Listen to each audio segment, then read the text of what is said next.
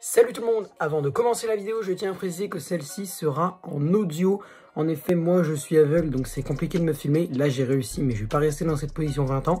Donc du coup, je vous retrouve pour la vidéo en audio. J'espère que le contenu, lui, restera le même pour vous. Goodbye.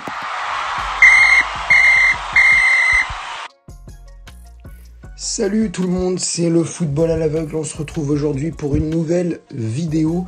Comme promis hier pendant le live du soir Marseille-Reims, j'ai dit que j'allais faire une vidéo pour récapituler un petit peu tous les résultats de la Ligue 1 de ce week-end. Alors, il y a juste un match que je vais pas faire, c'est Clermont-PSG, parce que j'ai déjà fait un débrief dessus samedi soir. Donc si vous voulez aller le voir, c'est l'avant-dernière vidéo, il y a celle-là qui sera sortie.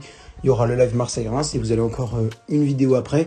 Et c'est le débrief de Clermont-PSG, donc si vous voulez avoir mon avis sur ce match-là, vous regardez le débrief. Mais j'ai pas envie de m'attarder de fou dessus parce que j'ai déjà fait un débrief, ça sert à rien de continuer. Alors, les 10 matchs de Ligue 1, il y a eu beaucoup de buts, clairement, dans cette première journée de Ligue 1. On a été servi, mais surtout le samedi soir, justement avec le Clermont-Paris, la victoire 5-1. Mais avant, il y a eu Lyon, AC Ajaccio, le promu corse qui se déplaçait sur la pelouse du Groupama Stadium lyonnais et qui s'est incliné 2-1 sur des buts de Tété et Lacazette contre un but de Thomas Mangani sur penalty. Il y a eu 2 cartons rouges, 2 penalty. Bon, c'était un petit peu un match agité, surtout en première mi-temps. C'était un match extrêmement agité que les Lyonnais ont fini par remporter malgré une deuxième mi-temps un petit peu plus poussive, je trouve. Après, dès l'expulsion d'Anthony Lopez, tout a commencé à se dégrader un peu. Il y a eu après le penalty de Mangani, mais derrière plus grand chose. Il y a eu le carton rouge de Romain Amouma juste avant la mi-temps. Mais en fait, tout le 2-1, les 2 cartons rouges, les 2 pénaltys, tout ça a été en première mi-temps. Et après, plus rien du tout. Donc Lyon, je trouve, fait quand même une belle entrée en matière. J'aime bien les premiers pas d'Alexandre Lacazette, enfin les nouveaux premiers pas d'Alexandre Lacazette en Ligue 1. Ça fait plaisir. Corentin Tolisso, je sais pas, je sais même plus s'il était titulaire, Tolisso. Il est rentré en cours de jeu, mais je trouve pas assez. Ouais, c'est ça, il est rentré en cours de jeu, Tolisso, mais pas assez pour avoir un avis concret sur lui, donc voilà. Ensuite, on passe au match de samedi 17h. N'hésitez pas d'ailleurs à réagir dans les commentaires à ce que je viens de dire par rapport à n'importe quel match. Lyon-Strasbourg, Lyon-Ajaccio, Marseille-Reims, tout ça, vous pouvez réagir. Le deuxième match, qui était samedi à 17h, c'est Strasbourg-Monaco. Alors Strasbourg-Monaco, pour être honnête, je ne l'ai pas vu, clairement. Victoire quand même de Monaco, 2-1. Apparemment, Monaco a marqué assez rapidement, mais je ne vais pas m'attarder sur cette rencontre. Je ne l'ai pas beaucoup vu, le Strasbourg-Monaco. En tout cas, Monaco démarre bien aussi, mais les Strasbourgeois ont marqué quand même 65e. Le beau but d'Habib Diallo, ça je l'ai vu. Le but d'Habib Diallo, je l'ai vu. Mais après, non, il y a un moment, j'ai dû éteindre mon téléphone, j'étais en voiture, mon téléphone était en train de chauffer de fou avec le soleil, donc j'ai dû l'éteindre pour éviter qu'il se grille sur place. Donc j'ai pas pu regarder la fin de Strasbourg-Monaco. Donc victoire de 2-1 de Monaco, et puis Strasbourg, après bon, c'est face à Monaco, donc je pense que la saison démarrera à la deuxième journée pour les Alsaciens. Le match de 21h, donc c'est Clermont-PSG, victoire 5-1 de Paris, un but fantastique de Achraf Hakimi et de Léo Messi. Et c'est tout ce qu'on a à retenir. On passe à la suite. Et le dimanche à 13h, le dimanche à 15h, le dimanche à 17h et le dimanche à 21h, c'était le plus gros de la Ligue 1. À 13h, on a eu tout d'abord Toulouse-Nice. Un but partout entre les deux équipes. Un petit peu dégoûté que les Toulousains n'aient pas réussi à remporter la victoire. Les Niçois ont égalisé dans les derniers instants, enfin presque dans les derniers instants. 78e, le but de Aaron Ramsey. Oui, Aaron Ramsey a été transféré à Nice. Oui. Franchement, ouais, dommage pour Toulouse. Je trouve qu'ils auraient mérité quand même la victoire. Même si Nice a poussait un peu avant le but de Ramsey, je trouve quand même que Toulouse aurait mérité en tant que promu de gagner ce match. Ça aurait été bien de le gagner 1-0 ce match face à quand même Nice, 5e de la dernière Ligue 1. C'est pas dégueulasse pour démarrer. Faire match nul contre le précédent 5e de Ligue 1, pour les Toulousains, c'est absolument pas dégueulasse pour démarrer, ça c'est sûr. Ensuite, à 15h, nous avons eu 4 matchs. On a eu Lille-Auxerre, Angers-Nantes, Montpellier 3 et Lens-Brest. On va commencer par Lille-Auxerre, victoire 4-1 des Dogs. Alors les Dogs ont marqué 2 buts très rapidement par l'intermédiaire de Benjamin André et de Jonathan David. Derrière, après ça a déroulé 3-0, 4-0. Et puis Gaëtan Charbonnier a marqué pour les Auxerrois. Bon, je suis un petit peu déçu quand même pour la JA. J'aurais bien aimé qu'il démarre autrement. leur championnat. Malheureusement, ils se sont pris le 2-0 assez rapidement. Même le 3-0 à la 39e, là j'étais en mode oulalalala. Et on se prend une valise. Quand j'ai vu 2-0 au bout de 3 minutes, je me suis dit, mais on se prend une valise. Bon, 4-1, ça va. Mais je m'attendais moins à un 6-0, 7-0. Finalement, ça va. Mais la JOCR, j'espère que ça va être mieux pour la deuxième journée. Enfin, pour la suite, en tout cas, de la saison. Parce que c'est un des... Bon, après, c'est contre Lille. Hein, champion de France en 2021, il y a à peine un an. Là, ils ont fini, je crois, Combien ils ont fini les Lillois la saison dernière en Ligue 1? Ouais, ils ont fini en top 10, donc franchement, c'était pas un adversaire simple pour démarrer, comme pour Toulouse, hein. Nice et Lille pour démarrer, mais ouais, de toute façon, tous les promus ont été servis, hein. Lyon, Nice et Lille pour démarrer, c'est pas fou, hein.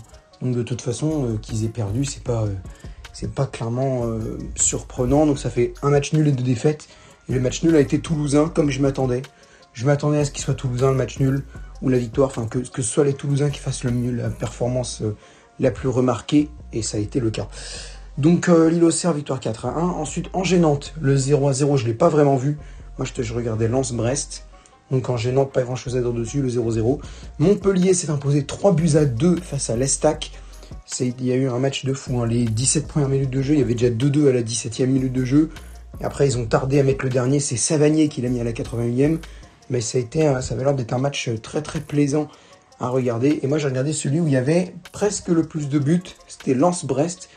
Triplé de Florian Sotoka pour les Lensois, donc c'est lui le meilleur buteur pour le moment de cette Ligue 1. Florian Sotoka triplé, et il aurait même pu mettre un quadruplé si Marco Bizot avait pas arrêté le penalty dans la première mi-temps.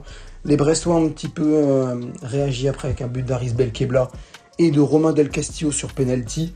Alors la fin de match, je l'ai pas vu non plus parce que mon portable avait plus de batterie, mais la fin de match n'avait été fou, hein. 80e minute de jeu, penalty accordé aux Brestois. La VAR apparemment met 20 ans à décider si le penalty est accordé ou pas. Au final, il l'est. Mais Del Castillo le rate. Ensuite, 82e 2 minutes plus tard, la même chose. Nouveau penalty, hésitation à l'accorder, ça prend 20 ans. Penalty accordé, et cette fois, Del Castillo, l'ancien Rennais, le met. Donc, victoire finale 3-2 du RC Lens. Quand même, ils se sont imposés en se faisant peur sur la fin de match, avec les buts de Belkebla et de Del Castillo sur penalty. Mais quand même, le triplé de Sotoka, il est largement à remarquer. Clairement, le triplé de Sotoka est à remarquer. Il ne reste plus que 2 matchs. Celui de 17h hier, 17h05, le derby breton entre Rennes et Lorient. J'ai regardé la deuxième mi-temps de ce Rennes-Lorient. Et clairement, j'ai trouvé déjà que le gardien Yvon Mvogo avait été superbe dans ses buts, très décisif. La claquette qu'il met sur Guirassy en toute fin de match, elle sauve le FCL pour moi. Le Stade Rennais, j'ai été déçu du Stade Rennais. Je trouve qu'ils n'ont pas montré grand-chose. Arthur Théat, il avait un peu du mal, hein. Arthur Théat, hier, il avait un peu de mal, la recrue. Donc visiblement, je crois que la défense centrale rennaise, c'était Rodon Théat. Donc ils ont vraiment tout renouvelé, la défense centrale. Pour le moment, c'est pas fou. Mais après, Arthur Théat, ça peut arriver de mettre un but contre son camp. Mais bon, quand même, pour son premier match en Ligue 1, mettre un but contre son camp, c'est pas fou. Par contre, Rodon, j'ai trouvé pas mal. Mais même l'attaque, en vrai, je trouve qu'ils n'ont pas fait grand-chose. Et puis après, Mvogo a été très bon aussi. Et côté Lorientais, Armand Lorienté a été super bon. Terem Moffi aussi. Ibrahima Koné, il a fait encore une bonne rentrée. Donc clairement, non, Rennes-Lorient, très satisfait que les Lorientais aient remporté le match. Maintenant, faut voir pour la suite, hein, mais avoir battu le dernier 4e de Ligue 1, alors que toi, tu as galéré à te maintenir la saison dernière, c'est quand même une très belle entrée en matière. Et on termine par le dernier match, celui que j'ai commenté hier en live, Marseille-Reims. Victoire 4-1 des Marseillais, avec un but de Faes contre son camp à la 13e, et des buts signés derrière. Il y avait eu 2-0 par Nuno Tavares, 45e plus 1, le 3-0 mis par Luis Suarez à la 75e, le 3-1 mis par Folarin Balogun à la 84e, et le dernier mis par Luis Suarez à la 90e plus 4. Donc franchement, Marseille a bien joué. Clairement, hier, j'ai trouvé que c'était plutôt intéressant. Gros coup de cœur pour Nuno Tavares. Et petit bisou à ceux qui étaient en désespoir total après les matchs de prépa. Faut pas juger des matchs de prépa. Il n'y a rien à dire sur les matchs. Tu peux juger sur le match. Tu peux dire, sur ce match-là, j'ai trouvé que lui avait été mauvais, Mais j'ai vu des trucs. Oh là là, j'ai vu des... Après la défaite contre Middlesbrough, j'ai vu ça y est, Marseille va rater sa saison, on va pas réussir, on va faire n'importe quoi en Ligue des Champions, on va finir derrière on va finir même pas finir dans le top 10. Franchement, déjà toutes les recrues n'étaient pas arrivées. C'était seulement le 3e match de Igor Tudor sur le banc. Toutes les recrues qui étaient arrivées, il faut qu'elles s'adaptent. Petit 3, petit 4, il y avait encore des jeunes sur le terrain, donc normal que ça manque un peu. Et petit 5, Middlesbrough a déjà effectué beaucoup de matchs avant d'affronter Marseille. Donc les mecs, ils étaient déjà en jambes, contrairement à Marseille, c'était seulement leur 3e. Middlesbrough, ça devait être leur 6e ou leur 7e. Ils reprenaient la semaine d'après, les mecs. Donc ça va, quoi. C'est désespérant de voir ce genre de commentaires en mode ça y est, c'est bon, Marseille va rater sa saison. C'est une défaite décevante, hein. Le 3-0 a été vraiment décevant. Kolasinac a été nul. Mais faut pas dire non plus que pour toute la saison c'est mort. Sur ce match-là, ils ont été très mauvais, très nuls si vous voulez. Mais pendant toute la saison, la preuve là face à Reims, les mecs ils étaient en désespoir en mode oh là là là, oh face à Reims on va se faire défoncer. Résultat, vous leur mettez 4 buts à Reims. Voilà, résultat, vous leur mettez 4 buts à Reims. Donc les matchs de préparation, la preuve que ça ne sert à rien de juger des matchs de prépa. Clairement, ça ne sert à rien. Je pense que c'est la fin de cette vidéo. J'ai pas grand chose de plus à ajouter.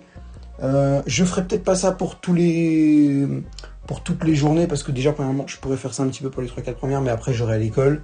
Donc ça va être chiant de faire une vidéo le soir quand j'aurai déjà des devoirs à faire et la forme à gagner. J'aurai déjà de l'énergie à récupérer, donc je pense pas que je ferai ce genre de vidéo tous les lundis. Mais là, j'avais pas envie de faire de débrief pour chaque match, mais j'avais envie quand même d'en parler des matchs. Donc j'ai fait une vidéo aujourd'hui pour ça. Peut-être qu'il y en aura une pour la 2e journée, mais voilà, là j'ai fait à l'occasion de la première journée, parce que c'était le retour de la Ligue 1, à voir si je continuerai pour les autres matchs, pour les autres journées. Je pense que c'est bon. Petite réaction quand même aussi, le Bayern Munich qui met 6 buts à l'Eintracht Francfort. Manchester City qui gagne sur un doublé d'Erling Haaland, ça fait plaisir. À Liverpool, accroché à Fulham, je les ai pas trouvés fous, Liverpool, clairement.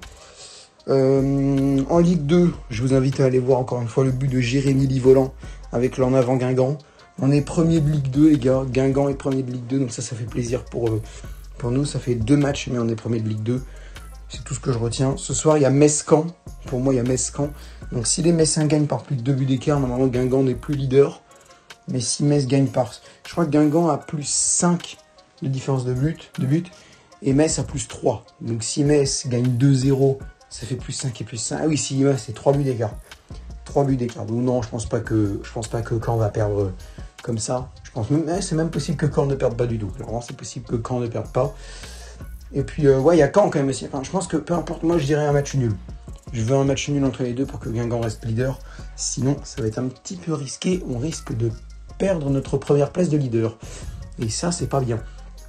Sur ce, merci de m'avoir écouté et je vous retrouve bientôt pour une nouvelle vidéo. D'ailleurs, en parlant de Guingamp, samedi après-midi, Guingamp Paris FC à 15h sur ma chaîne YouTube. Si vous voulez me voir m'enflammer pour la Ligue 2, mais surtout pour mon club de cœur, n'hésitez pas à venir.